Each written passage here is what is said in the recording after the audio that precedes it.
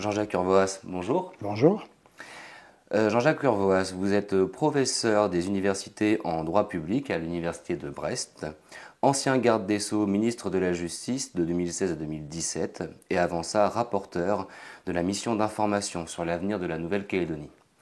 Grand connaisseur du dossier, vous avez rédigé en juillet 2017 un article dans la revue Le Club des juristes intitulé État associé ou fédéré, des pistes pour l'avenir institutionnel de la Nouvelle-Calédonie. On vous rencontre aujourd'hui chez vous en Bretagne, à Quimper, et on vous remercie de nous recevoir pour parler de souveraineté, en apprendre davantage sur les concepts d'indépendance, association, de solutions fédérales, autant de pistes qui sont, dit-on, contraires à la tradition française, mais on va en reparler. Avant de commencer, depuis le 13 mai 2024, le territoire est en proie à de violentes insurrections qui ont causé 10 morts directes, beaucoup plus de manière indirecte faute d'accès aux soins, des centaines de blessés et d'innombrables destructions laissant une économie complètement massacrée. Quel est votre point de vue, presque 3 mois après le début des émeutes, sur la situation? Comment, selon vous, en est-on arrivé là? D'abord, sans doute que le terme qui caractérise le mieux ce que j'ai ressenti, c'est l'incrédulité. Comment une histoire qui semblait être écrite en ayant tiré les leçons, les 35 années de dialogue, telles que moi je les avais découverts il y a maintenant une quinzaine d'années, comment cette histoire qui paraissait compliquée, mais qui était éminemment optimiste, pouvait se fracasser avec cette intensité-là en aussi peu de temps. Donc c'est d'abord, oui, une forme de stupeur en disant mais il y a quelque chose qui est en train de se casser. Est-ce que ça se casse de manière définitive ou est-ce que c'est une brisure, comme l'histoire de la Nouvelle-Calédonie on a connu dans les 50 dernières années, pour ne limiter que ce temps-là. Après, il y a eu presque de la colère devant cet événement parce que pour ceux qui s'intéressent, et j'espère en être, en tout cas je le fais avec la distance qui sied à un Breton qui vit à 16 000 km et qui ne peut avoir comme connaissance que quoi on lui en raconte, soit ce qu'il en lit. Et donc quand on ne le vit pas, il ne faut pas prétendre connaître. Moi je suis simplement quelqu'un qui s'y intéresse. J'y suis allé, compte tenu de mes fonctions, plusieurs fois. Première fois que j'y suis allé, j'ai eu le sentiment que c'était un territoire dans lequel l'histoire s'écrivait. Et il n'y en a pas beaucoup en France. En tout cas, je n'en avais jamais vécu de moment où j'habite une terre qui est très fière de son identité. Les Bretons se travaillent toujours avec leur drapeau dans la poche, quel que soit l'endroit où ils vont. Mais, donc je suis assez familier de ces thématiques. Mais là, j'avais le sentiment qu'il y avait quelque chose qui n'était pas encore écrit et qui se construisait. Et c'est peut-être pour ça que la Calédonie m'a happé et que j'ai souhaité y revenir souvent. Je crois que j'y suis allé 8 ou 10 fois. Vous avez gentiment rappelé que j'avais rapporté une mission et j'ai surtout été le président de la commission des lois pendant 4 ans à l'Assemblée nationale. Et on a, avec d'autres, Dominique Bussereau, René Dosière, on a beaucoup travaillé sur ce terrain. Et donc, il y avait une forme de colère chez moi devant ce qui se passait là-bas parce que, au fond, rien n'était imprévisible. Tout avait été écrit, et notamment les alertes vis-à-vis du gouvernement depuis quelques années sur le fait qu'on prenait des libéralités avec des habitudes et que quand des rituels sont posés, il vaut toujours mieux les respecter parce que s'ils ne donnent pas nécessairement des fruits, on sait que si on ne les respecte pas, pour le coup, ils seront pénalisants. Et donc il y avait une colère de voir que des signaux d'alerte, et une grande partie de ceux que vous interrogez pourraient dire, comme je vous le dis, nous avions alerté.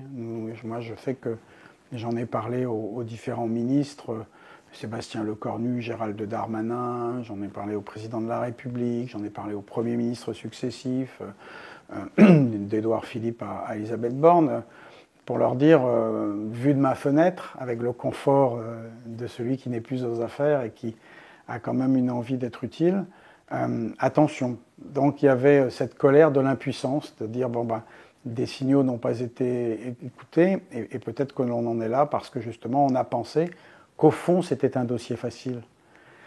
Je crois que c'est une des raisons pour lesquelles à Paris on n'a pas bien réagi sur ce dossier, c'est qu'on s'est dit en fait on connaît l'histoire, la musique est écrite, la partition est là, on peut faire un peu plus de clairon, un peu moins de basse, mais au fond, tout ça va bien le faire.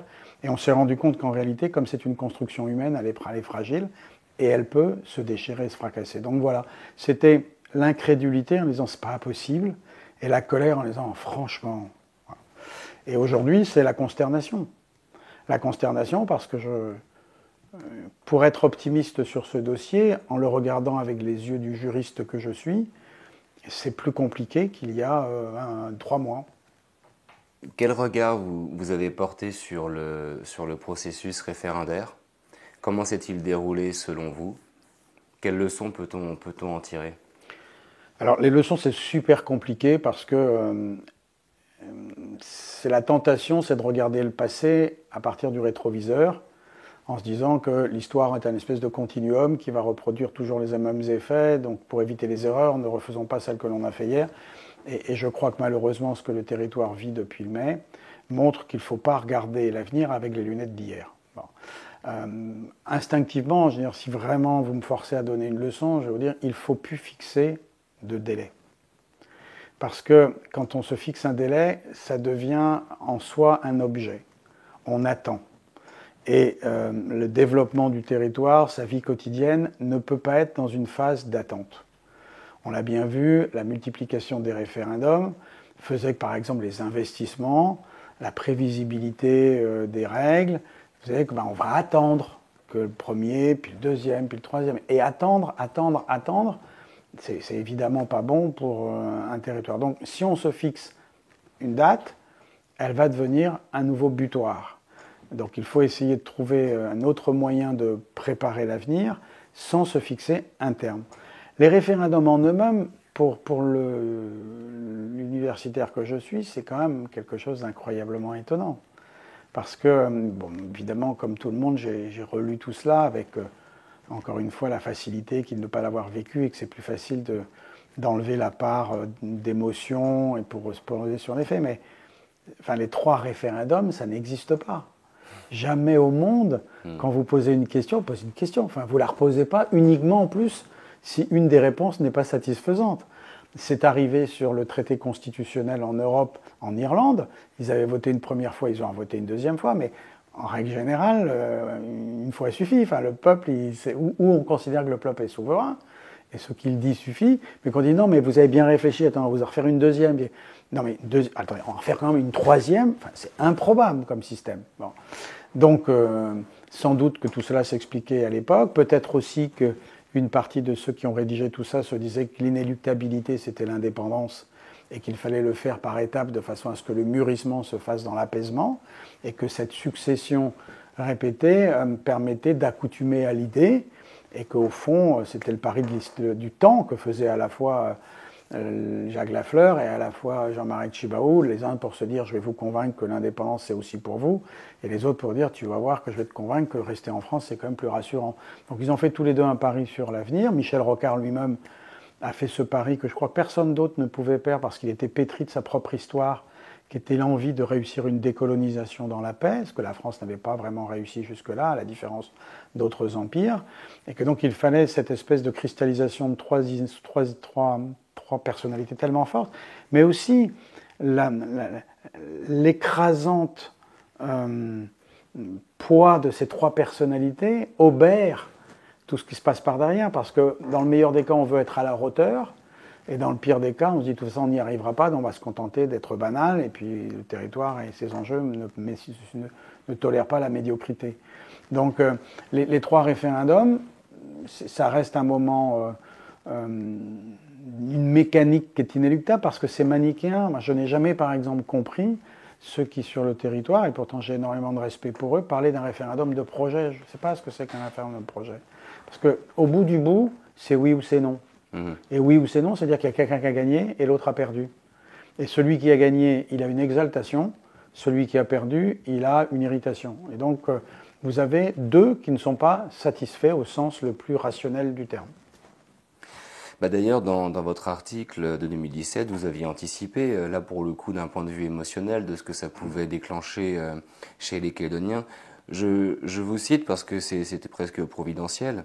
C'est une multitude d'engagements individuels de chaque instant et de toute une vie qui connaîtront ainsi leur aboutissement dans l'exaltation du triomphe ou l'amertume de la défaite. L'issue du référendum ne laissera personne indifférent, et notamment pas les minoritaires. Comment du jour au lendemain renoncer à une cause qui a donné un sens à son existence, qui a fondé l'engagement d'une vie, qui a justifié tous les sacrifices? Sur fond d'incompréhension, de frustration, de sentiments de révolte, le risque sera alors grand de dérapage mortifère, on y est, dont la conséquence pourrait être de transformer le succès de la majorité en victoire à la Pyrrhus. Je ne savais pas ce que c'était une victoire à la Pyrrhus, je me suis renseigné. Une victoire si lourde en termes de pertes qu'elle équivaut à une défaite. On y est, et de toute façon, dès les premiers résultats, dès le premier référendum, 4 novembre 2018, ce résultat de quasi 50-50, vous en avez pensé quoi à ce moment-là? Est-ce que déjà vous vous êtes dit, bon, là on a un souci? La réaction, c'était la surprise, parce qu'on ne s'attendait pas à quelque chose d'aussi serré. Effectivement. Et que nous étions nourris à l'idée que ça allait être massif, et ça ne l'est pas. Alors, honnêtement, le chiffre en lui-même m'a étonné par rapport au décalage qu'on attendait, mais c'est comme toujours quand une élection, comme nous sommes nourris au sondage, on pense que la réalité va confirmer les sondages, et pas toujours le cas. Donc ça, mais au fond, c'est pas ça qui m'a intéressé sur le premier résultat. C'est les travaux de M. Pence qui a montré par la cartographie le vote communautaire. Ouais. Et donc c'était pour moi le premier point d'inquiétude sur l'absence de matérialité du destin commun. Parce que, évidemment, le destin commun, c'est une formidable invention, et je crois, on va en reparler, mais je crois beaucoup à la force des mots pour nommer les réalités, parce que la Calédonie a démontré sa grande capacité d'audace sémantique. Elle a dépoussiéré un grand nombre de domaines du droit en inventant des concepts parfaitement improbables. Et le destin commun en fait partie. C'est formidable de se donner une étoile polaire en disant on va construire un peuple calédonien. Je trouvais ça exaltant à partir de ce qu'était la diversité sociologique, ethnique, humaine de la Calédonie, de dire qu'on pouvait faire un creuset de quelque chose qui allait être en partage. Bon. Et le premier référendum, le résultat montre qu'on n'y est pas. Que vous avez 80% des Kanaks qui votent pour l'indépendance et 90% des Européens qui votent contre l'indépendance. Alors la société a pu se métisser, bien sûr. Deux populations ne sont pas des populations originaires, mais il y a quand même ce clivage. Et dans un des papiers que j'ai eu l'occasion d'écrire, j'ai dit, depuis l'accord de Matignon, tout a changé en Nouvelle-Calédonie, sauf la question de la pleine souveraineté. Celle-là, elle n'a pas bougé d'un iota. On a amélioré la situation économique, on a réduit pas assez évidemment les écarts de richesse, on a fait augmenter le niveau, mais on en reparlera aussi, scolaire, parce que je crois que c'est vraiment une des solutions pour demain, une des conditions absolues pour demain.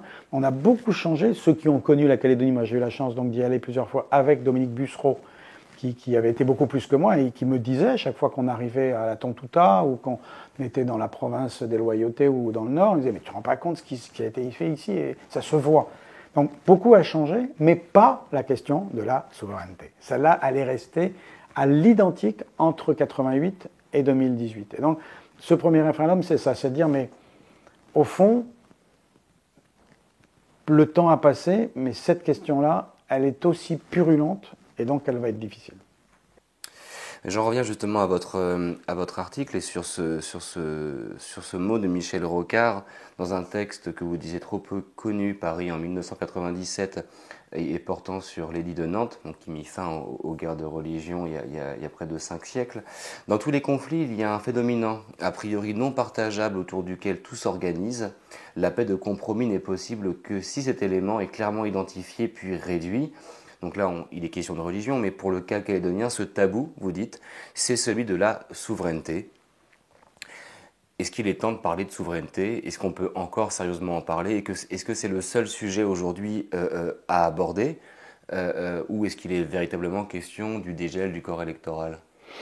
Moi, je crois que ce qui caractérise ce qui se passe en Nouvelle-Calédonie depuis le mois de mai, c'est que c'est un conflit politique.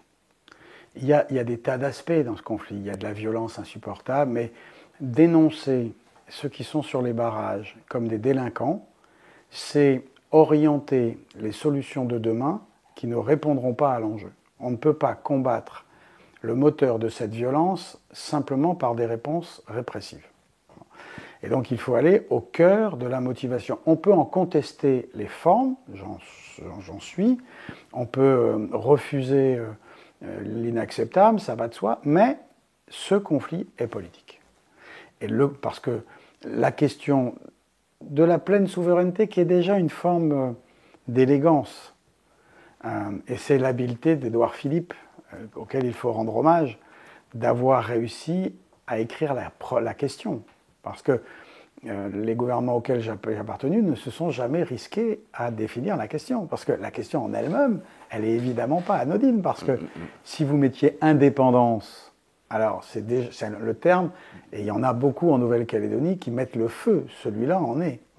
Et Édouard Philippe réussit ce compromis très accord de Nouméa, justement, sur le thème, on ne dit pas indépendance, on dit pleine souveraineté. Mais alors le mot, il est valorisant, il est français, il est inventé par un légiste qui s'appelle Jean Baudin, dans un bouquin qui s'appelle Les 5 livres de la République. On est au XVIe siècle, et ils sont plusieurs juristes à travailler cette question, parce que c'est le moment où, en Europe, justement, la question du pouvoir pour soi est posée. Il y a d'ailleurs un autre juriste, un législateur qui avait dit, qui s'appelait Cardin Lebret, et il disait « La souveraineté est à peu près aussi indivisible que le point final ».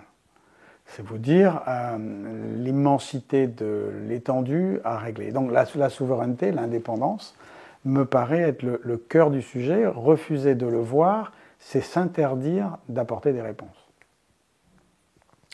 Alors justement, essayons d'imaginer des réponses. C'était le sens de votre article à l'époque. Vous disiez déjà, compte tenu des forces politiques en présence, qu'une solution qui pourrait être acceptable par tous, une alternative pour la Nouvelle-Calédonie, se situerait, selon vous, entre l'État associé et l'État fédéré. Donc ce ne sont pas des petites notions qu'on va essayer d'explorer avec vous, mais pour parler simplement dans les grandes lignes, qu'est-ce qu'un État associé, a fortiori dans la région Pacifique où ils sont assez nombreux finalement? Un État associé, c'est les îles Cook, par exemple. C'est un État qui choisit d'être indépendant et qui, au lendemain de son indépendance, demande à bénéficier de l'appui ou du partenariat avec un autre État. Comme disait Jean-Marie Tjibaou, l'indépendance, c'est choisir ses interdépendances. Voilà. C'est-à-dire qu'on sait ce que l'on pèse, on sait ce que l'on veut, et on sait qu'on n'y arrivera pas tout seul, et donc on contracte. Mais à partir du moment où vous contractez, c'est déjà une démarche de liberté. Elle ne vous est pas imposée. Donc l'État associé, c'est que vous choisissez de lier votre destin à un autre pays, et comme vous le faites, c'est une démonstration de votre liberté. La souveraineté, c'est la capacité à ne pas être contraint. Et c'est un projet qui a effectivement trouvé des concrétisations. Il y a une collègue bordelaise aujourd'hui qui est en délégation à l'université de la Nouvelle-Calédonie, qui s'appelle Léa Harvard, qui a fait sa thèse et qui est la somme que ceux qui s'intéressent au sujet doivent lire, avec quand même la conscience que comme c'est un travail d'universitaire, ça fait 500 pages, mais une fois qu'on l'a lu, on y apprend plein de choses, et les déclinaisons, la Micronésie, il y a beaucoup de territoires qui ont testé. Donc c'est quelque chose qui est tout à fait étranger au droit français. Ça n'existe pas dans notre droit, mais ça existe dans le droit anglo-saxon. Et si ce n'est pas nécessairement un modèle, c'est en tout cas une source d'inspiration. On ira bientôt rencontrer Léa Havard sur le sujet, parce que effectivement c'est une experte de cette question-là. Et vous le disiez à l'instant, un État a besoin d'avoir la compétence de sa compétence pour être un État totalement indépendant. Et elle parle de cette seconde d'indépendance complète dont aurait besoin le territoire avant de confier justement certaines compétences à un État associé, et pourquoi pas son ancienne puissance de tutelle, comme on a le cas avec tous ces petits États dans le Pacifique, les îles Cook, les îles Marshall, pour ne citer qu'elles, soit avec la Nouvelle-Zélande, soit avec les États-Unis. Et d'ailleurs, c'est intéressant de constater qu'il y a autant d'États associés que l'on peut en imaginer. C'est ça, c'est quelque chose qui est adaptable en fonction du besoin. et de ce que chaque État décide de mettre dans l'accord d'association. Justement, il n'y a pas de conditions obligatoires, il n'y a pas de prérequis. C'est vraiment, mais ça c'est très anglo-saxon, c'est la souplesse destinée à apporter l'efficacité. C'est quoi notre souci avec la tradition française? Parce que la seule fois où on en a un peu parlé de l'indépendance association, c'était sur le cas de l'Algérie, et on n'en garde pas du tout un bon souvenir. C'est même un peu le fantôme de cette proposition. Oui, alors il y a plusieurs moments. D'abord, on a un souci qui est, pas un souci, enfin on a une histoire qui fait que ce pays s'est construit sur l'idée que c'est l'État qui a donné la nation. Bon. Et donc nous sommes attachés à l'unité de la République que nous conditionnons à son indivisibilité. Et donc le fédéralisme est quelque chose qui n'appartient pas, qui a été combattu par tous les courants politiques, les républicains les premiers, quand la Troisième République fait la France. Il faut surtout, et je vis dans un territoire qui en a subi les conséquences, puisque la République a combattu le breton. Oui. Parce que le breton était, non pas parce qu'elle détestait le breton, la langue je veux dire, la langue bretonne, mais parce que c'était le moyen qu'utilisait le clergé pour combattre la République. Et donc chaque fois que les Bretons, qui étaient très pratiquants, allaient à l'église le dimanche, ils entendaient des prêches pour leur dire ce que fait la République n'est pas bien. Et donc la manière de la République de se défendre a été d'interdire la promotion du breton et donc sa diffusion. Et dans les écoles de la République, on a décrété l'impossibilité de parler breton pour assécher le vecteur de promotion du cléricalisme contre la République. Donc les républicains ont combattu l'idée de différenciation de territoire. Et les Américains ont la liberté chevillée au corps, les Français ont l'égalité chevillée au corps. Alors, tous les territoires doivent être pareils parce que c'est comme ça que nous allons progresser ensemble. Donc le fédéralisme, l'idée qu'il puisse y avoir des besoins particuliers, des territoires particuliers, donc des réponses particulières, matinées après d'une forme d'unicité juridique pour garantir une forme d'égalité, ce que pratique l'Espagne, ce que pratique l'Italie, ce que pratique l'Allemagne pour prendre des pays européens, c'est quelque chose qui n'appartient pas à notre culture, même si pourtant le 14 juillet 1790, au moment de la Révolution, la première fête qui est organisée est la fête de la Fédération, absolument, dans laquelle toutes les provinces envoient à Paris des représentants justement de ceux qui représentent la diversité du territoire. Et Michel Rocard, d'ailleurs, au moment de l'accord de Matignon, dit, a posteriori, s'il l'avait dit au moment où il avait fait, évidemment, ça aurait été comme étant une espèce de chiffon rouge qu'il aurait agité et qui aurait donc condamné sa démarche, il dit, nous faisons un accord fédéral. Mais nous ne le disons pas, parce que si je dis le mot, alors je condamne immédiatement la démarche, parce que c'est inconcevable chez nous que l'État ne soit pas unitaire. Et pourtant, on a brisé ça 1000 fois, mais nous vivons dans une espèce de fantasme qui dit que le droit est le même partout, que l'on habite Papeete, Quimper, Nouméa, ou que l'on habite Dunkerque. On est en France, il y a un seul droit, pour une seule population. Alors qu'en vérité, c'est totalement faux et on passe notre temps à essayer de constater qu'il y a des dérogations, que vous n'avez plus un débat à l'Assemblée nationale et au Sénat, surtout au Sénat, qui n'est pas irrigué par ce nouveau terme qui est donc de différenciation, qui dit la réalité, c'est-à-dire que quand vous habitez dans un territoire montagneux, ou quand vous êtes dans une zone littorale, vous n'avez pas les mêmes problèmes et donc il est probable que si on décide de faire confiance aux élus locaux, on n'aura pas les mêmes réponses. Mais l'État français, il est construit sur une idée, c'est que les élus ne connaissent pas l'intérêt général, ils ne connaissent que des intérêts particuliers. Donc il faut que le droit les préserve de leurs tentations clientélistes. Donc voilà, notre souci, il est là. C'est que quand vous voulez imaginer une réponse adaptée à un territoire, vous avez immédiatement le poids de l'histoire qui vous dit « Attends, on ne peut pas faire n'importe quoi, il faut garantir l'unicité de tout ça. » Et donc d'un peuple également un et indivisible. Alors, ça n'existe plus dans la Constitution, ça existait en 1946, ça n'est plus dans la Constitution de 1948, mais vous aurez toujours quelqu'un qui, dans un débat, vous dit « la République doit être une et indivisible oui. ». Personne ne conteste ça. Le problème, c'est pas la République, c'est l'État. Et ce sont des choses. L'État est une forme administrative, la République est un régime politique. Moi, je dis à mes étudiants que je préfère vivre en Belgique, qui est une monarchie constitutionnelle, qu'en Corée du Nord, qui est une république populaire. Donc le mot lui-même ne décrit pas le régime politique dans lequel vous êtes. Il faut matiner tout ça d'un certain nombre d'éléments. Et donc la République peut être parfaitement indivisible, l'État peut néanmoins accepter des différences.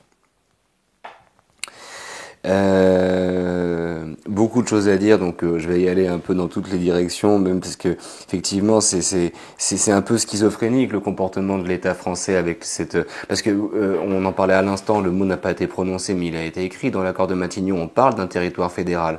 Alors on l'avait rapidement gommé pour l'accord de Nouméa, mais ce terme a existé dès les accords de Matignon-Oudinot.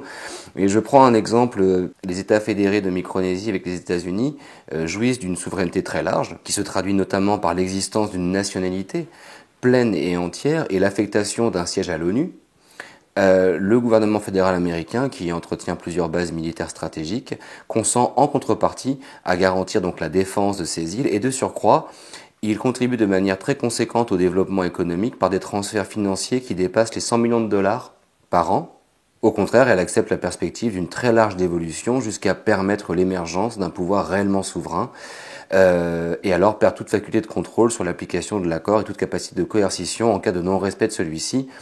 C'est quand même assez impressionnant de voir ces solutions qui existent ailleurs. Quand on suit depuis longtemps comme vous le dossier calédonien, c'est quand même difficile de ne pas se dire « Attendez, enfin, ça se voit ». On a envie de se dire que pour le partage de 2 ou 3 compétences régaliennes et un siège à l'ONU, pardon de le dire aussi vulgairement, mais la moitié de Nouméa ne brûle pas.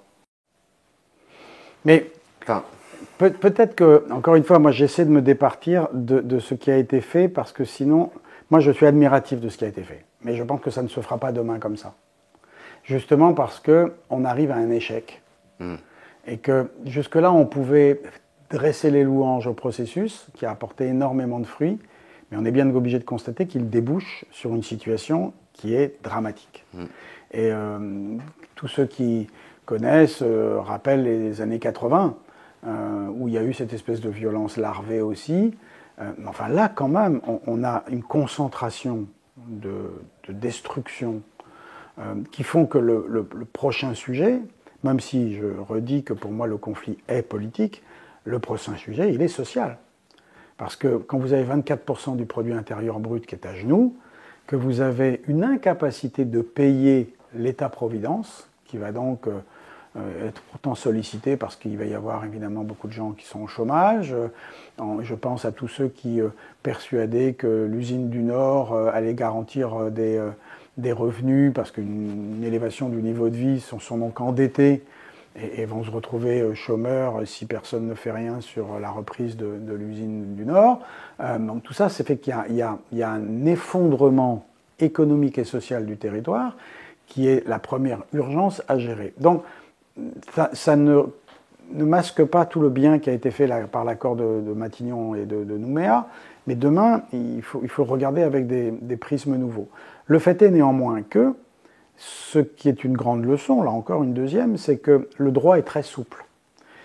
Et il a inventé beaucoup de choses, mais là où il a été le plus fort, c'est qu'il n'en a pas dit exactement ce qu'il faisait. Et compte tenu justement des préventions que nous avons au regard de notre histoire, il faut peut-être mieux être habile dans la création du droit plutôt que d'agiter des choses qui font peur. Parce qu'au fond, quand vous regardez la réalité de ce qu'est la Nouvelle-Calédonie aujourd'hui, il ne manque pas grand-chose pour accéder à la pleine souveraineté.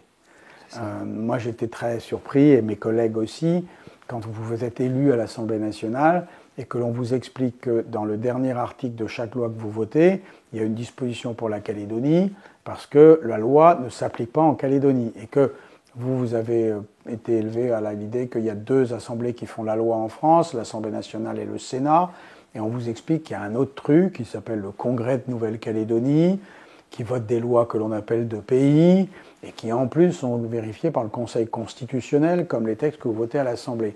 Enfin, ça, c'est pas un État unitaire, justement. Dans un État unitaire, qui est théoriquement ce qui définit la France, il y a une seule loi. Ben non, il y a une loi. En plus, après, quand on vous explique qu'en Polynésie, Il y a aussi des lois de pays, mais ce n'est pas les mêmes qu'en Nouvelle-Calédonie, parce qu'elles n'ont pas la même forme juridique, parce qu'il y en a une qui sont vues par le Conseil constitutionnel, quand les autres sont vues par le Conseil d'État. Donc ce qu'on appelle loi de pays à pas péter, c'est que des décrets, alors que les lois de pays de Nouméa, c'est des vraies lois. Vous dites quand même, on a quand même fait des grands pas. Quand on invente, hommage à Alain Krishnart et à ceux qui l'ont inventé, quand on invente la citoyenneté calédonienne, vous savez, dans les premières fois où je suis allé en Calédonie, ça aussi, ça faisait partie des trucs que je ne comprenais pas. Mes interlocuteurs, alors qui étaient des responsables politiques, me disaient « moi je suis citoyen ». Et je me demandais pourquoi ils me disaient ça, parce que moi aussi je suis citoyen français, c'est pas le sujet. Et je comprenais qu'il y avait pour eux la revendication de « je suis citoyen calédonien » parce que tout le monde ne l'est pas. Nous avons donc en France créé une dissociation entre la citoyenneté et la nationalité. Mais aller dire ça à un Corse, aller dire ça à un Basque, mais il en bave d'envie. Nous, si on nous disait, il y a la question dans le territoire dans lequel je vis, c'est existe-t-il un peuple breton ? Et le Conseil constitutionnel, toujours lui, nous a expliqué il y a quelques années que ça n'existait pas. Il y a un peuple français, dans lequel il n'y a pas de déclinaison. Bon, très bien. D'ailleurs, en plus, il n'est pas genré, il n'est ni homme ni femme, il est juste peuple. Bien, parfait. Enfin, en Calédonie, on peut donc être citoyen, alors que on est français, mais tous les Français ne sont pas citoyens.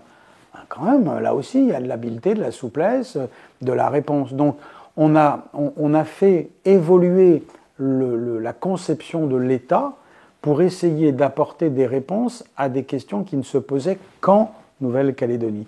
Donc, je ne vois pas comment, nourri de cette incroyable démonstration d'agilité, nous ne triompherions pas dans... Mais il ne faut pas demander aux juristes de régler le problème. Les juristes, ils vous mettront en mots la solution politique qui sera traitée. Et donc c'est pour ça qu'il faut inventer. Dans ce papier que vous évoquez, j'ai appelé ça, je n'étais pas le premier, mais j'ai appelé ça le pays associé. Parce que quand Edgar Pisani, en 84, vient proposer l'indépendance association, bon, ça met le feu aux poudres, Jacques Lafleur est hystérique, le voyage de François Mitterrand se fait là-dessus par la suite, enfin bon, et ça devient l'épouvantail. L'indépendance association, enfin, ça met tout le monde de colère. Ceux qui veulent l'indépendance, ils ne veulent pas l'association, et ceux qui veulent rester en France, ils ont... Bon, très bien, donc, tout le monde est mécontent. Moralité, vous pourrissez un thème. Bon. Donc là, on peut reprendre le droit anglo-saxon et donc évoquer l'État associé. On voit bien qu'il y a quand même un certain nombre de forces politiques. Je lisais hier le texte que l'Éveil océanien vient de publier, qui fait 3 pages, qui fait son diagnostic, c'est le terme qu'il utilise. Donc on voit bien que c'est une piste qui mérite à minima d'être creusée. Elle l'a d'ailleurs été dans les multiples rapports qui émaillent la vie de la Nouvelle-Calédonie. Et donc je crois que si on dit État associé demain, ça ne marche pas, parce que justement on sait ce que c'est, et il faut donc trouver une enveloppe qui permette de s'adapter. Et moi j'ai proposé le terme de pays associé, parce que le terme de pays, d'abord, il existe dans la loi organique de 1999. Quand j'écoute les responsables calédoniens, pas nécessairement les politiques, mais par exemple, le président de la CCI, David Guyenne, ce sont des mots qui ne l'effraient pas. Il parle du pays en parlant du territoire. Bon.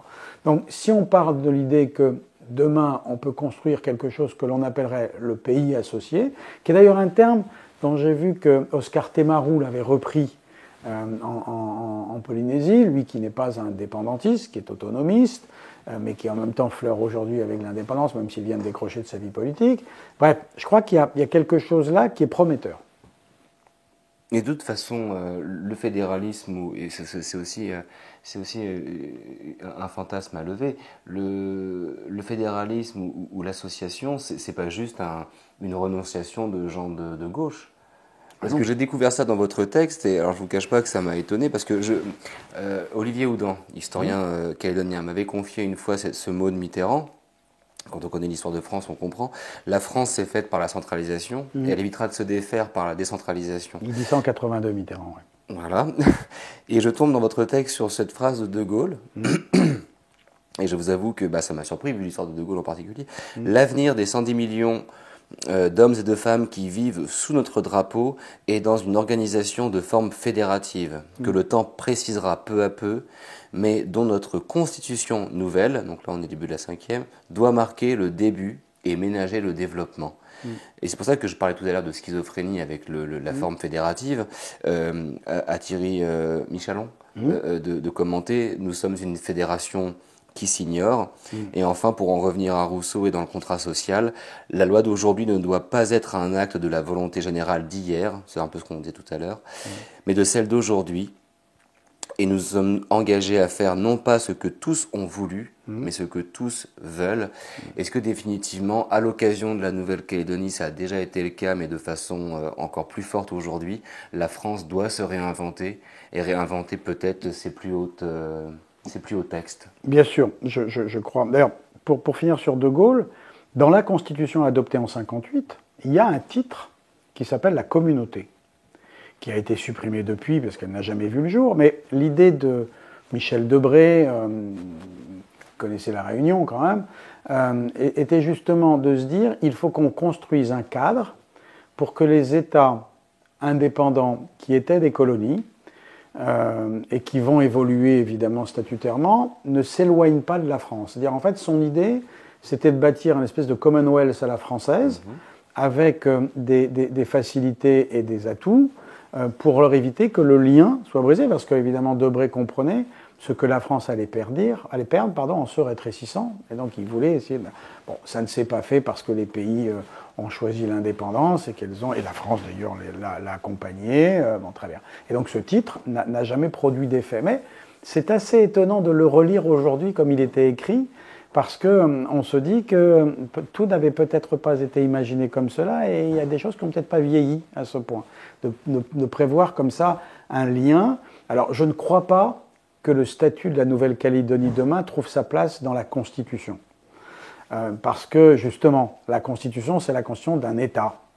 Et que pour ceux qui cherchent la pleine souveraineté, la réponse ne peut pas être dans la Constitution française. Mais en même temps, quand j'entends un certain nombre de dirigeants indépendantistes ou de l'éveil océanien qui disent il faudra qu'on ait des liens avec la France qui soient pérennes, et il faut quand même que ces liens soient un jour marqués dans des textes qui soient des textes fondamentaux. Et donc si ce n'est pas la Constitution, c'est quoi? Eh bien, je pense que c'est le préambule. Le préambule n'est pas là, enfin, il ouvre la Constitution, mais on a inventé là aussi, en 2005, à Jacques Chirac, à créer un nouveau texte constitutionnel qui s'appelle la Charte de l'environnement, qui n'est pas dans la Constitution. Selon la formule que nous, les profs, on utilise, on dit que la Charte, elle est adossée à la Constitution. Eh bien, peut-être que justement, après l'alinéa du préambule qui parle de la liberté des peuples à disposer d'eux-mêmes, peut-être que l'on peut y mettre justement une accroche qui sera le texte qui, demain, définira le statut, parce que je ne sais pas si c'est l'urgence, qu'il y en a tellement en Calédonie que le mot finit par être galvaudé, mais il faut inventer un avenir désirable pour le territoire, alors qu'aujourd'hui, tous mes interlocuteurs ne parlent plus au futur. Ils ne parlent au mieux qu'au présent, et encore quand ils arrivent à maîtriser soit la colère, soit les larmes. Donc, et pourtant, il faut inventer un futur désirable. Et ce futur désirable, eh bien, il passe par des liens. Donc, sortons la Calédonie de la Constitution, où elle est aujourd'hui, puisque les deux articles 76-77 sont dispositions transitoires, que le processus de Nouméa est épuisé, et que donc projetons-nous sur quelque chose d'autre qui sera dehors de la Constitution tout en y étant adossé. Un peu plus que l'accord de Nouméa, et pas une indépendance de rupture que personne apparemment ne veut au demeurant. Tellement de choses à dire que c'est à la fois passionnant, puis en même temps, comme vous le dites, on sent l'urgence nous mordre la nuque, parce qu'il y a effectivement cette urgence sociale. Mais comment y remédier sans savoir si c'est pour que ça reparte et que ça rebrûle dans quelques mois, dans quelques années? On comprend bien que là, il faut, comme on le dit au pays en ce moment, il ne faut plus simplement un pansement. Là, il faut un remède, une fois pour toutes, pour le cas calédonien. Et vu l'exaspération des tensions actuellement, c'est très compliqué. Transition, justement, pour en revenir à Rocard, que vous citez à nouveau dans le texte. Dans toute situation de tension, il y a plus de confort et de facilité intellectuelle à cultiver le conflit qu'à rechercher un accord. Et donc, sans transition, que pensez-vous de la solution d'autonomisation des provinces, pour reprendre la proposition de Sonia Backès, présidente de la province sud, chef de file des loyalistes? Elle a fait cette proposition le 14 juillet dernier, avec des mots assez francs. Le monde kanak et le monde occidental sont des antagonismes indépassables. Quel regard vous portez sur ces propositions? Alors, c'est un projet qui existe depuis un moment. Oui. Pierre Frogier l'avait évoqué justement au moment du premier référendum. J'en avais dit quelques mots dans le papier que vous évoquez ou dans un autre après. D'abord, je rendais hommage à l'exigence de Pierre Frogier, parce que il avait le mérite de mettre les choses clairement, ce qui permet le débat. Il n'y a rien de pire que de se confronter sans qu'on ne sait pas ce que pense vraiment l'autre. Parce que le but, c'est d'arriver à un compromis ou à un accord. Mais vous pouvez le faire que si vous savez d'où vous partez. Et le mérite de Pierre Frogier, ce qui n'était pas très habituel chez les loyalistes, qui se contentaient souvent de dire bah, nous c'est la France, nous c'est la République, et puis on continue comme c'était hier et on n'avance pas. Bon. Là, au moins, Frogier posait un sujet en disant puisque nous n'arrivons pas à nous mettre d'accord, mettons-nous d'accord sur nos désaccords, et donc juxtaposons nos existences plutôt que d'imaginer ce fameux destin commun. Bon. Moi, je trouvais à l'époque le texte incroyablement pessimiste.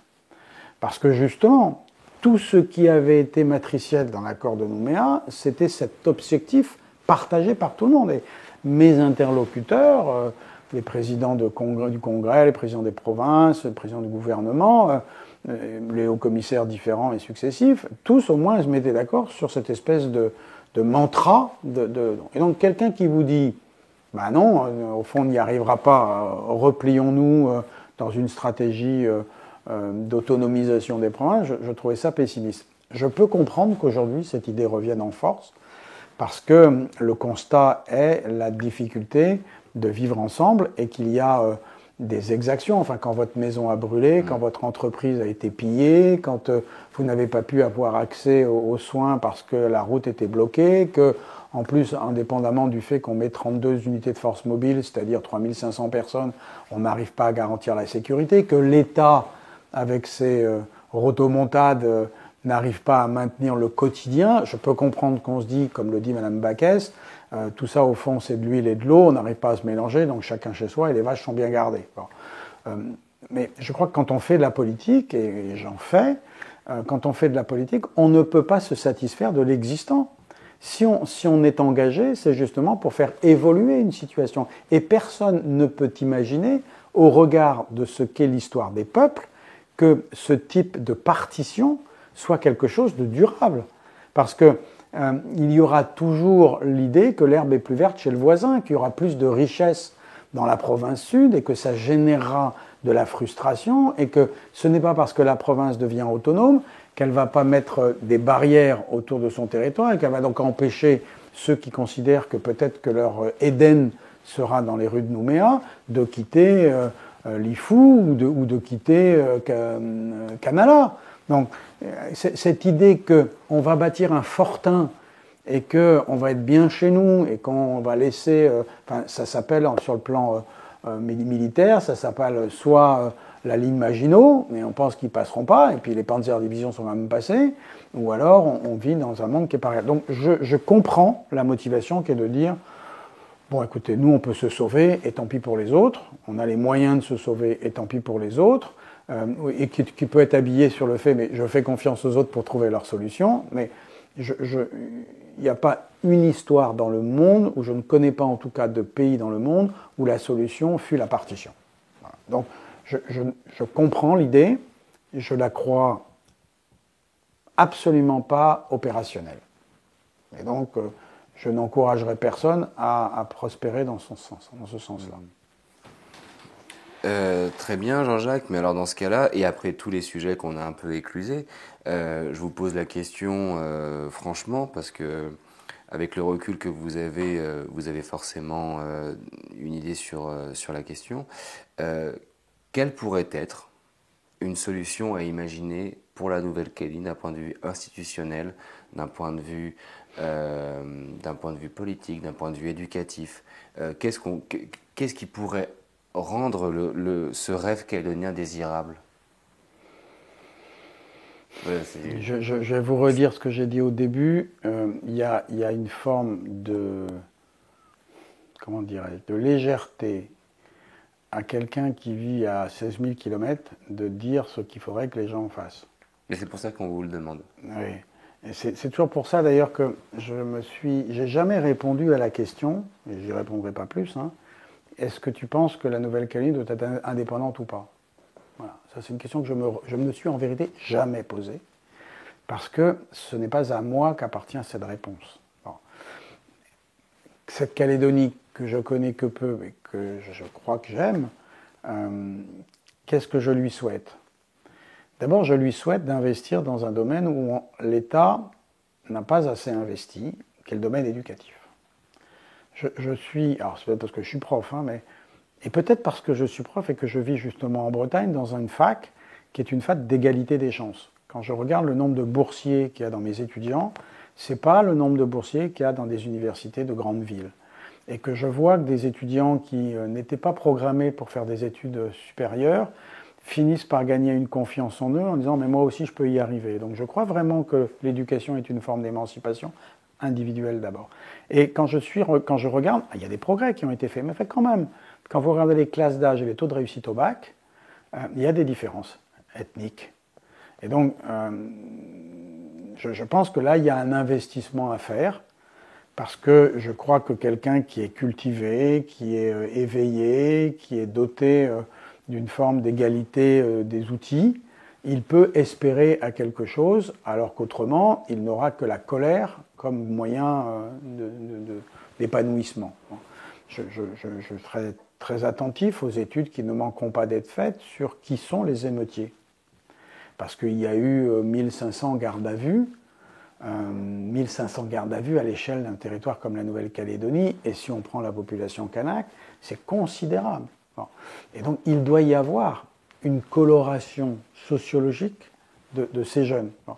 Mais je crois qu'une partie de la réponse, elle est dans le fait de l'élévation du niveau scolaire de tout cela, qui n'est pas un sujet qui était traité ni dans Matignon, ni dans Nouméa, où on a fait, alors ça va paraître paradoxal de dire ça aujourd'hui, mais on a fait le plus facile. Le plus facile, c'est mon métier, c'est les institutions. Parce qu'au fond, les institutions, ça coûte pas cher. Au fond, les institutions, ça change assez facilement. Au fond, les institutions, c'est incroyablement souple. Et d'ailleurs, on parlait de Pierre Froger à l'instant, mais Philippe Gomez, Sonia Baquès, les indépendantistes, Ouamitan, le Palika, tout le monde a des solutions institutionnelles. Et là aussi, dans le premier rapport que j'ai signé à l'Assemblée nationale, je crois que j'avais écrit que l'une des difficultés de la Calédonie, c'était sa classe politique. Parce qu'elle était totalement enfermée dans ses problèmes institutionnels, alors que quand je rencontrais les syndicats, quand je rencontrais le patronat, quand je rencontrais, je sais pas, les cultes, tout là, ils me parlaient absolument pas du mécano institutionnel, ils me parlaient du niveau de vie, ils me parlaient de la difficulté, de la cherté de la vie. Enfin, moi, j'ai été effaré quand j'ai mis pour les premiers fois les pieds dans un supermarché à Nouméa, au regard des prix du supermarché à Quimper où je fais mes courses. Et donc, quand on voit la situation oligopolistique de l'économie nouméenne, j'étais très heureux de voir que une des anciennes administratrices de l'Assemblée nationale avec laquelle j'avais travaillé à la commission des lois avait été la présidente de l'autorité de la concurrence, créée là-bas par exemple. Je trouvais que ça, c'était des... Et d'ailleurs, nos interlocuteurs nous disaient, voilà les sujets. Et quand on voyait les présidents de groupes au Congrès, ils nous parlaient répartition des compétences, enfin ils nous parlaient institution. Et donc je crois que demain, l'institution viendra comme un aboutissement d'autres chantiers qui auront été ouverts. Et les chantiers de demain, ils sont sociaux, ils sont économiques et ils sont éducatifs. Et donc je pense qu'il faut changer les interlocuteurs de l'État. Commencer, je vois que Philippe Gomez vient de faire la proposition de faisons une task force institutionnelle, dit-il, task force institutionnelle dans laquelle il met les présidents de gouvernement, enfin, il fait une espèce de conférence des présidents de Nouvelle-Calédonie, que par ailleurs nous avons en Bretagne, on a un groupe comme ça où on réunit tous les présidents de communautés de communes, de métropoles, les présidents de département, le président de la région, qui réunit son G15, dans lequel ils discutent des investissements, par exemple en matière de ferroviaire, parce que quand vous êtes dans une ville comme la mienne, très loin de Paris, On a besoin que le train arrive vite, mais il faut que tous les autres gares acceptent de fermer. Parce que si vous vous arrêtez tous les 20 km, ce genre d'arbitrage, ça peut pas se faire de manière centralisée. Et donc on a bâti en Bretagne une structure qui est une structure horizontale, fédérale, dans laquelle on permet justement d'avoir nos propres arbitrages entre nous. C'est en dehors de la loi, mais ça facilite les compromis, y compris le fait après que les collectivités financent des dispositifs qui n'interviennent pas sur leur propre territoire. Je ferme la parenthèse. Mais donc je pense que si on se dit que le sujet est institutionnel et qu'on continue à discuter avec les présidents de province, présidents du gouvernement, présidents du Congrès, on sait ce qu'ils vont nous dire. Et d'ailleurs, ils passent leur temps à se le dire. Donc changeons donc d'interlocuteur. Si on veut parler économique et sociale, parlons avec les forces économiques et sociales. La CCI, elle a des projets, je ne partage pas nécessairement ce qu'elle dit, mais l'urgence, la priorité, c'est de répondre à un affaissement qui va amener des émeutes de la faim sociale dans ce pays.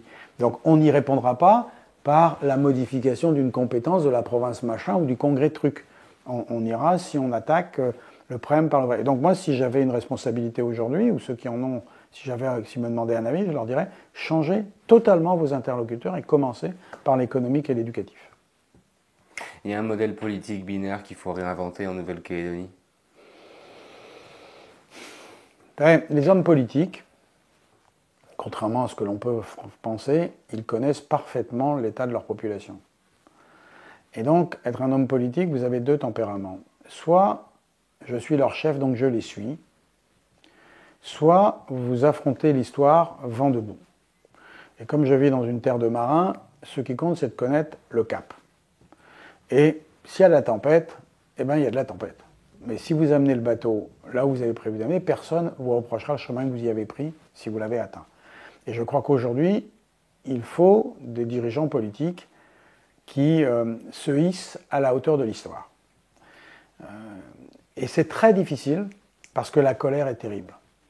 Est-ce que ça veut dire qu'un homme politique aujourd'hui courageux sera un homme politique impopulaire? C'est un homme politique qui sera menacé dans ses positions électorales. Je n'ose pas dire menacé physiquement, mais pourtant il faut aussi le dire. Oui. Quand je vois par exemple que la maison de Victor Tutugoro a été incendiée, je peux comprendre que vous vous dites, est-ce que mon engagement politique mérite le prix que l'on me menace de payer? Idem pour la famille de Sonia Backès. Et le père de Sonia Backès qui a été obligé d'être exfiltré par des forces de sécurité. Enfin bref, là encore, je vais le redire une troisième fois, mais il y a quelque chose d'indécent de ma part de dire ce qu'il faudrait faire alors que moi je ne suis pas menacé, que ma maison n'est pas menacée, que si je veux faire 200 mètres à pied, je peux les faire. Mais je n'ai, moi, alors je vais vous dire, je n'ai jamais été déçu par mes conversations avec les élus calédoniens. Peut-être parce que nous les tenions souvent à Paris, mais je n'ai jamais vu de démagogues, même ceux qui peuvent parfois avoir le sentiment de l'être, quand on est dans le secret de la confidence, il y a une lucidité que j'ai vue partagée par tous. Il y a de l'amertume souvent, de la colère régulièrement, de l'espoir aussi souvent, et jamais d'abattement. Et c'est pour ça que dans tous les articles que j'ai écrits sur ce sujet, j'ai toujours dit qu'au moment où, enfin toujours parce que je l'ai vécu vraiment comme ça, il y a plein de choses que j'ai appris avec les Calédoniens, plein de choses, et notamment l'idée que même quand on pense que c'est perdu, ça l'est pas. Ça l'est pas parce que il y a cette espèce de flamme que Chibaou et Lafleur et Rocard ont allumée, que alors que, enfin je relisais, chacun ses névroses, hein, mais je relisais les mémoires de Bernard Ponce récemment pour voir justement comment il avait vécu ou comment il relatait 88, parce qu'on disait on est au bord de ça. Mais quand je relis ce qu'écrit Bernard Ponce, les hommes politiques de Calédonie d'aujourd'hui, les femmes politiques de Calédonie, c'est plus du tout les interlocuteurs qu'avait Bernard Ponce, quoi. Ils ont évidemment, eux, et ils veulent le bien de leur pays. Il y a une abnégation. Donc, même ceux qui peuvent parfois m'agacer, avec lesquels je me suis frotté, Sonia Backès, qui n'est pas vraiment de ma famille politique, nous avons eu souvent des échanges, elle m'a beaucoup appris. Elle m'a par exemple appris cette chose dont je lui suis reconnaissant. C'est que les mots en France ne sont pas les mots en Calédonie. que moi j'utilisais de manière indistincte les termes, et elle me disait, tu sais, tu comprends pas l'écho que ça peut avoir ce mot-là quand c'est toi qui as une situation sociale, président de la commission des lois ou garde des Sceaux. Toi, tu crois que tu fais un truc, mais ici, tu fais du dégât quand tu dis un truc comme ça à des gens. Et donc ça, quand on dit toujours, parce qu'il faut une espèce de respect et humilité, c'est paradoxalement elle qui me l'a appris. De la même manière que Gaël Yano, qui est un collègue à l'Assemblée et qui présidait le Congrès quand je me suis déplacé pour les premières fois, qui me disait combien lui, il avait découvert tardivement dans sa vie politique la coutume, que ce n'était pas un univers et combien ça l'avait enrichi. Et il m'arrive encore de parler avec Gaël, où nous échangeons, parce que je l'appelle, comme je l'appelle d'autres. J'ai le privilège, j'avais été sollicité par la femme de Jean-Jacques Brault pour écrire la préface du livre qu'elle a écrit sur le maire de Nouméa. Et lui aussi, quand j'allais chez lui à la vallée du Tir, c'était des moments inouïs de lucidité politique. Voilà. Ils étaient passés partout, ils auraient pu mourir 20 fois, ils ont abandonné 10 fois. Et comme dit Mandela, ils perdent jamais, ils apprennent toujours, quoi. Et moi, je ne suis pas désespéré. Il y a aujourd'hui des dirigeants politiques. Nicolas Metzdorf en est un, par exemple, que je ne connais pas. Je ne crois pas jamais avoir rencontré une seule fois Nicolas Metzdorf, parce qu'il est arrivé sur la scène politique alors que je n'y étais plus. Je crois que le seul échange que nous avons eu, c'est qu'un anathème qu'il a écrit sur moi dans un de ses tweets, ne me reconnaissant pas la qualité pour parler de la Nouvelle-Calédonie, ce qu'il a parfaitement le droit d'écrire, eh bien, je ne comprends pas son discours, je le trouve à bien des titres brutal. Je suis convaincu qu'il a quand même lu le résultat des élections et qu'il a dû voir qu'à corps électoral qui est celui des législatives, aujourd'hui, il est bien obligé de constater qu'il y a 53% des gens qui ont voté pour des candidats indépendantistes. Et que nécessairement, il faudra discuter, et que ça dépasse simplement les mots. Et je suis convaincu que lui, comme ses prédécesseurs, sauront apporter les réponses. De la même manière que le député de Chibaou, que je ne connais pas non plus, je trouve fait un choix intelligent en s'inscrivant au groupe GDR à l'Assemblée nationale, parce qu'il était sollicité par beaucoup d'autres groupes. Il n'est pas allé dans le groupe où siègent mes amis, le groupe socialiste, mais je trouve que la position d'aller au groupe communiste est une bonne position de négociation. Le groupe communiste a plusieurs fois dit clairement son choix de l'indépendance en Nouvelle-Calédonie, ce que n'a jamais fait le groupe socialiste. Et en même temps, c'est aussi la position qu'a choisie le sénateur indépendantiste au Palais du Luxembourg. Donc il y a un parallélisme des formes qui est de bonne loi. Mais je lui ai envoyé évidemment un mot de félicitations pour son élection. J'espère qu'il appartiendra avec Nicolas Metzdorf à ces deux voix calédoniennes qui sauront s'adresser aux Calédoniens naturellement, mais aussi aux métropolitains pour leur dire, vous savez, la Calédonie, c'est pas simple et c'est vraiment urgent. Parce que, vu d'ici, c'est comme disait De Gaulle en parlant de l'Orient compliqué. Hein. Quand on va vers l'Orient compliqué, il faut avoir des idées simples. On a du mal à avoir des idées simples sur la Calédonie et l'un des adversaires qu'auront les Calédoniens demain, c'est en métropole la lassitude. Encore vous, encore vos problèmes, si loin là-bas, avec l'argent que ça coûte, pour quelle solution? Et donc, ça sera difficile de trouver dans l'État, dans son administration, des gens qui sont... Regardez par exemple les difficultés qu'a le gouvernement à remplacer le haut-commissaire actuel. Il est écrit partout que le gouvernement veut remplacer le haut-commissaire. Je sais aussi que les sollicitations ont été nombreuses et qu'elles ont été quasiment systématiquement refusées. Or, on n'en voit plus aujourd'hui dans les Outre-mer des préfets qui ne choisissent pas d'y aller. C'est très révélateur. Non pas que les personnes qui ont été sollicitées n'aient pas eu envie d'être utiles à la Nouvelle-Calédonie, mais pour en avoir parlé avec au moins 2 ou 3 d'entre elles, de ces personnes, elles se disent « mais qu'est-ce que je vais pouvoir faire ? Même si je m'intéresse, même si j'ai envie, qu'est-ce que je vais pouvoir faire ? Comment je vais être utile ?» Et donc, cette espèce de latitude matinée de défaitisme, elle ne se dissipera que si les Calédoniens arrive avec un discours positif, en disant « nous avons envie, nous pensons pouvoir agir ». Et donc, si vous renvoyez à la métropole uniquement les problèmes, si vous n'apparaissez pas comme étant une possibilité de solution, il y a deux risques. Soit l'escalade, compte tenu justement des difficultés sociales qu'a la Nouvelle-Calédonie.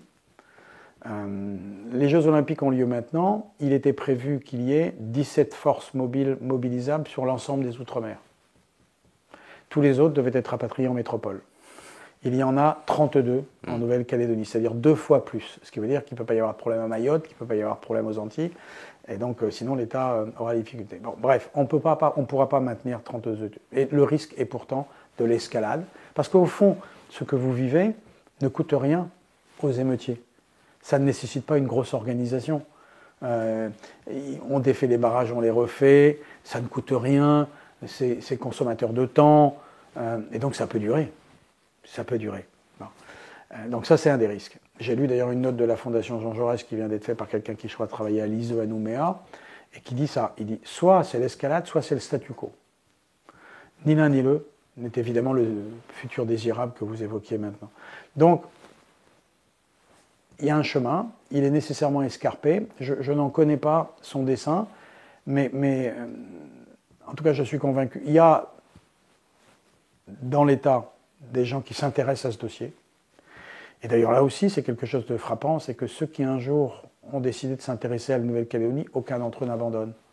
Que ce soit les conseillers outre-mer de Nicolas Sarkozy, que ce soit des hauts-commissaires, ce que la presse appelle de temps en temps les calédologues, que la ministre des Outre-mer avait réunis il n'y a pas très longtemps, pour ma part en visio, Jean-François Merle aussi d'ailleurs, et puis les autres avaient fait le choix d'y aller en présentiel.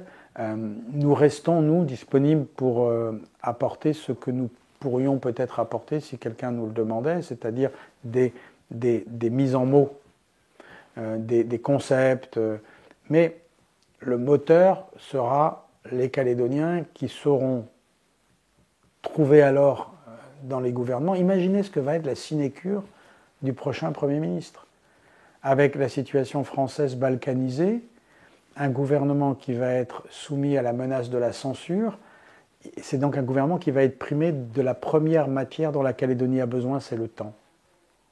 Les gouvernements vont être des gouvernements fragiles et la Calédonie a besoin de prévisibilité dans son développement. C'est incompatible, c'est un oxymore. Donc, il faut vraiment construire quelque chose qui soit en dehors du temps avec l'État français et pas le monde politique. Jean-Jacques Urvoas, merci. Merci à vous.